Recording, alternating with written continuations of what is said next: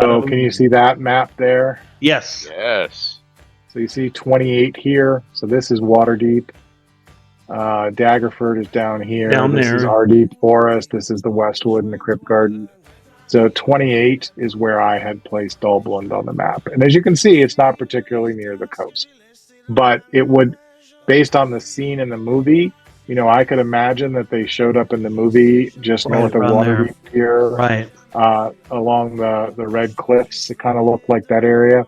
So, you could imagine that there was a portal that led out over here, and that's where the PCs ended up, something like that. It makes sense because they ended. Remember, the tunnel ended in kind of altar or something that you could see as, and apparently just happened to. Maybe the fire was the trigger for the activation of the portal. Yeah, there's lots of ways you could do it, but anyhow, that's probably how it explained the end scene. But so that kind of in summary, that's sort of what that I had for Themberchaud is like. You can see how he kind of grew out of this short paragraph in 2E.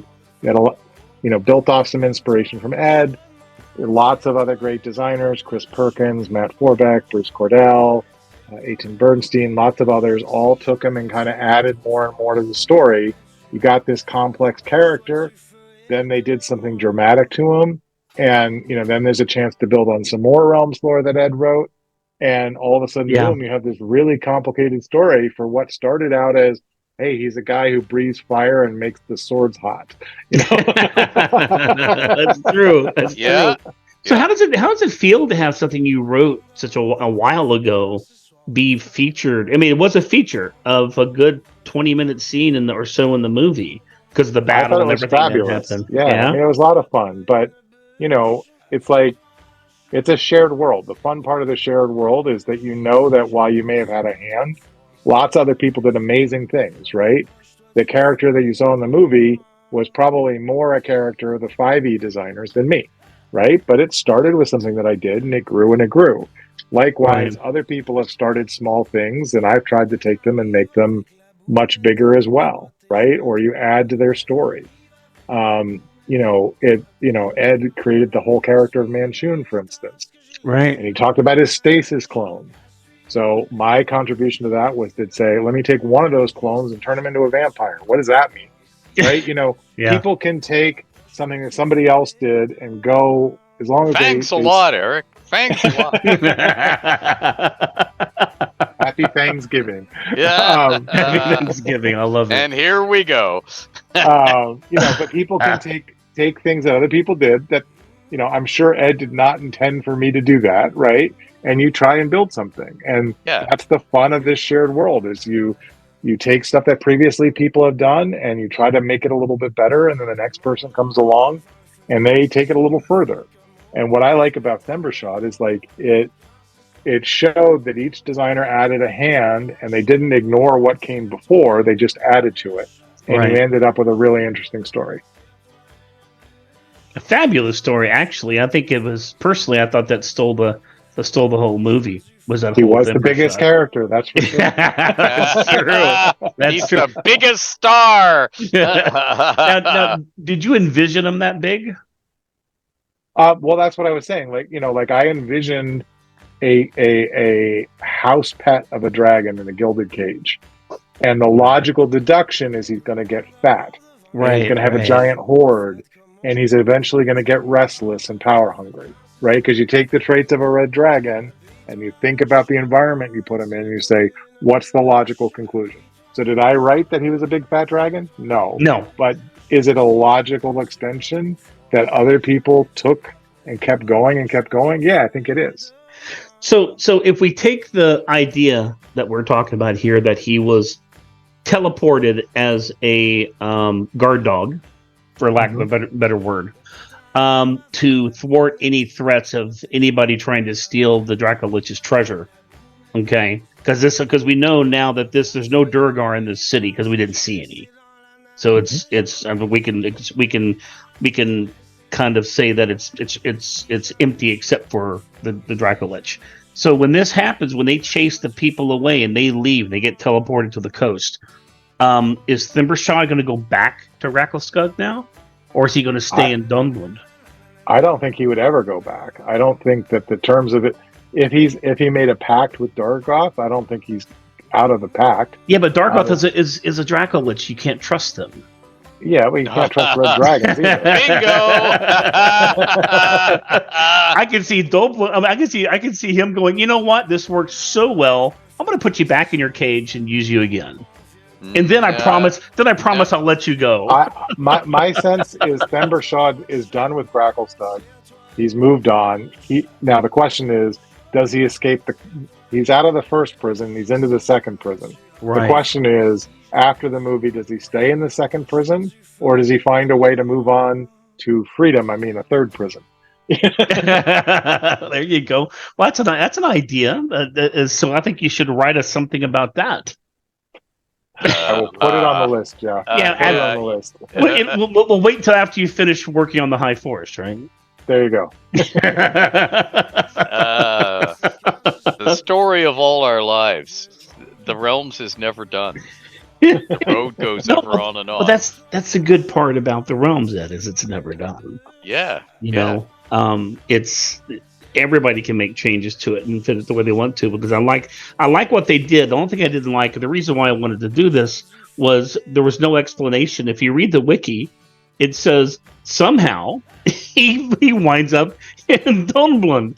It's like all this information about him, and then voila, he's there, and we don't know how, but now we do. So Eric, can you send me that write-up? Sure.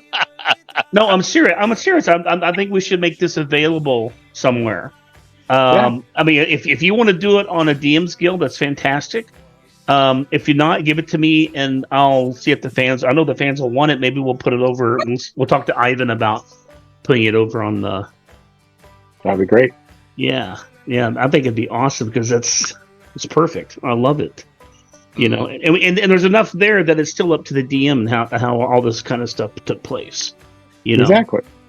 And that's the whole idea. And now your idea. players are going to want to go to Dolblund and meet Themberchaud, who's large and in charge. But is he there? And since now there's nobody to eat, how long is it going to take him to lose that weight? There are some places that gaming is not supposed to go. Okay, he's a giant treadmill. That's that thing the bridge. That's his treadmill. He just runs up and it runs down. And he backs up. There you go. Well, they constantly they screwed up the treadmill, didn't they? Yeah, they did. That's true. So your question remains: how long until? Yeah. Yeah, man. How long is it going to take him till he gets so hungry he has to find a way out? You know, the occasional critter is going to fall in there from the Underdark. He was going to eat a bunch of adventurers, but they didn't cooperate. No, they didn't. But the other people, the Thaans did. Yeah, that's true. He's got all of them. If he yeah, but they're bland because they're already dead. They're just well cooked. They're well cooked. That's right. They're well cooked. So he did eat some, but now we have to think about what happens with Themberchaud afterwards. How long would it take him, Ed, just as the creator of the realms? How long would it take him on just having snacks of clackers and these and you know, these critters walking in until he goes, you know what? This is not going to sustain my my girth any longer. Do I need to get out of here? Well, okay. You see, here's the thing. Remember when Eric gave an answer to you before, and of course the first phrase is "it depends." It depends. That's almost always the phrase in the realms, right? And it depends on a lot of things. In this case, the number one determinant is the state of mind of Themberchaud. Is he restless? Is he wanting to move? And the answer to that is yes. It depends. Because he just got out of one prison. The moment he realizes he's in another, and he's not stupid, despite what you might think in the movie if you've never encountered the realms before. Oh, grunting monster. Wah! That's all you're seeing. No, Themberchaud is not stupid, so he's going to know he's in a prison very quickly. That's number one. Number two is, how much energy is he expending? And we saw him expending a lot in the movie. All the racing and chasing and growling and sliding and almost falling off things and grabbing onto things to avoid falling. You know, that's a lot of energy expended. Well, the moment you do that, you're hungry. than you would have been otherwise. Right. So yeah, all of that's going to feed into pretty darn soon. I want out of here. But again, the beauty of it is it's up to the Dungeon Master. It's what you need to have happen in your campaign for the stories that are unfolding. And here's the thing. You can make Viz comics, if you've read comics for years, you can make any crazy thing happen. The trick is that your readers who are experiencing the story don't go, oh, for goodness sake, that would never happen. Instead, That's so they go, stupid. yeah. Instead, they go, oh yeah, of course. So if you can span the bridge of, oh yeah, of course, that's what would happen. Oh, brilliant, or whatever. That is the trick. So whatever fits your story, and that's what happens. Because right now, where we have left you, right now, is we do not know if Dorgothoth is on the scene, is not on the scene. We don't know Dorgothoth's precise motives, because we've floated possibilities, but we haven't answered that for sure and certain. We've left it to the Dungeon Master. And depending on what the Dungeon Master does, that will really color the story. Because in one extremity of possibilities, Dorgothoth is the puppet master, and Themberchaud is literally being yanked this way and that on strings. And the other thing, Dorgothoth is not there, perhaps gone for good, and Themberchaud is doing his own thing, is trying to find his own way out of this mess, and trying, for the first time in a long time, to have control over his own life. And he's going to devour or give grief to anybody who stands in his way, as he did with the player characters in the movie. Yes, they're food, but yes, they're in the way, or a possible threat. We don't know what Dorgothoth told him, and what he believes of what Dorgothoth told him. He may believe that these intruders are here to destroy him right now. And he must destroy them first, and nastiest and fastest. So what we saw him doing in the movie may be as a direct result of what threat he thought the player characters were. He doesn't know what quest they're on. Or does he? But I mean, that's the whole thing. You leave it enough to the Dungeon Master, and by leaving in that much open-ended, there's still room for anybody. I mean, we could very easily say, okay, here's Dorgothoth's plan. Here's exactly what Dorgothoth did. So when you see Themberchaud in the movie, he's between this stage and this stage of acting as a puppy dog or guardian or whatever. I mean, we could specify it all. And that doesn't...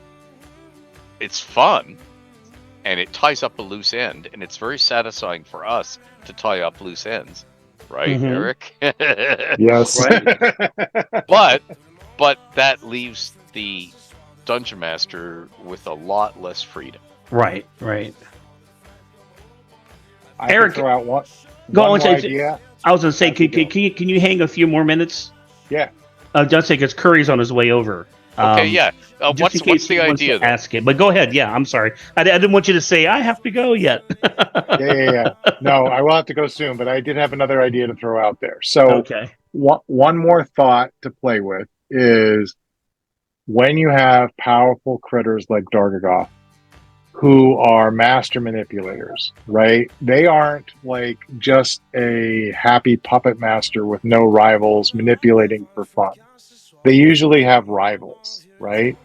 And he probably, the level of his rivals are probably, I don't know, on the level of Zastam, right? In terms of power and skill, magical capability, interest in undeath, etc. And as you know, if you watch the movie, Zastam has a huge interest in events around Neverwinter. You know, that was first discussed in the Neverwinter campaign setting in the 4E world. And it's played up more in this by the adventure here. So one thought that occurs to my mind is this all a sideshow to a battle between Dargagoth and Zastam that's happening in the shadows, right? Is something going on? Dargagoth probably doesn't care. He doesn't give a kobold's ass about the PCs in the adventure. He doesn't really care about the heroes at all, right? He's doing, and his motives aren't specified, and they're left up to the DM to do. But one hidden backstory you could add is perhaps Dargagoth is trying to undermine Zastam's plot. Perhaps Themberchaud's presence, allowing the PCs in to fight something, to try to get a treasure, is all part of that master manipulation. The Thaans show up, right?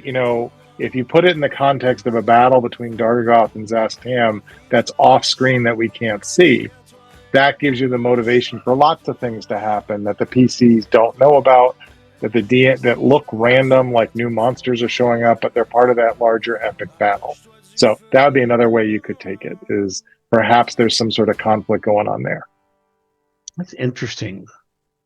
No, I like that. I like that a lot. So, but I still like my idea about the contingency spell.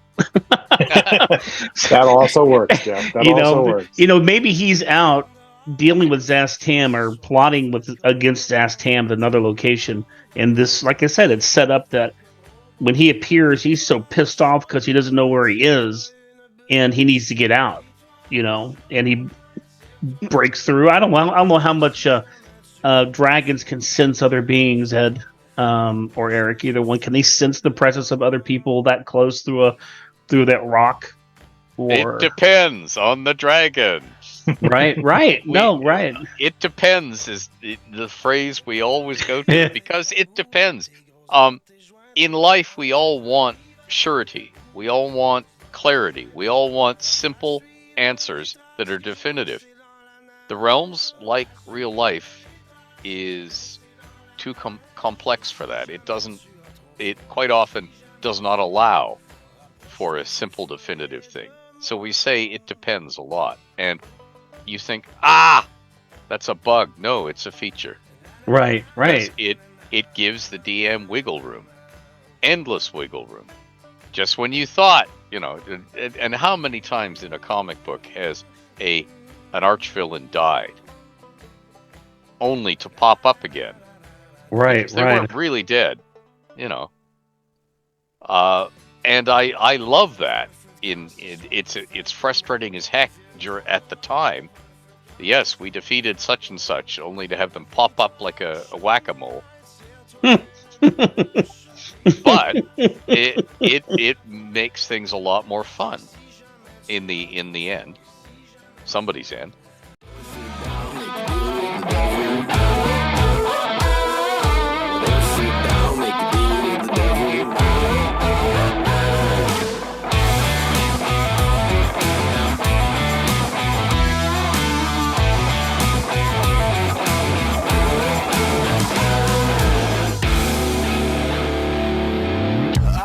Don't you go anywhere now. Ain't nobody say what I own. Sky limit gonna get everything now. I'm taking it.